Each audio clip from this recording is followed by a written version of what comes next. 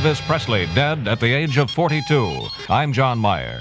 Elvis Presley died today at Baptist Hospital in Memphis, Tennessee. Presley was 42 years old. He parlayed a $4 visit to a recording studio into a multi-million-dollar career. He was rushed to the hospital late this afternoon, suffering from what officials say was respiratory distress. The county medical examiner in Memphis, Dr. Jerry Francisca, says the cause of the cardiac arrhythmia is not known at present time. It may never be known because there are several possible causes for cardiac arrhythmia, including high blood pressure and coronary artery disease, and he had both of those diseases.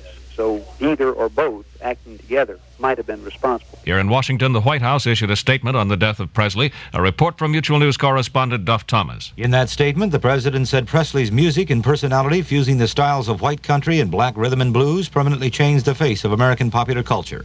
He was a symbol to the people of the world over of the vitality, rebelliousness, and good humor of his country, unquote.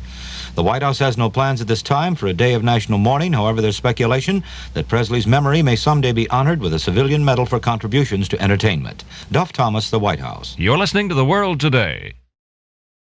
The rise of Elvis Presley in the 50s might have seemed, on the surface, to have more to do with sex than with music.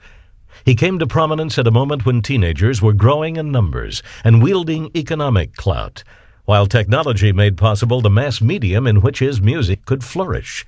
Transistor radios, portable record players, and, of course, television, where his good looks dazzled perhaps more than his voice.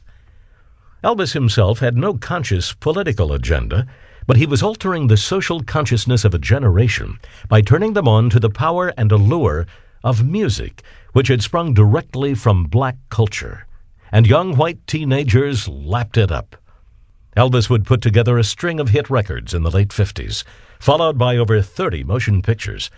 But by the 60s and 70s, he was overshadowed by more flamboyant and daring musical performers in the evolving musical culture. By August 16, 1977, he seemed more like an afterthought than a revolutionary figure, a man whose legend seemed much older than his 42 years. News of Elvis's death flashed around the world that afternoon. Yet on the CBS Evening News that night, it was reported after 5 other stories. But as crowds began to swell into the thousands outside the gates of his Graceland home in Memphis, another chapter of Elvis mania began to emerge.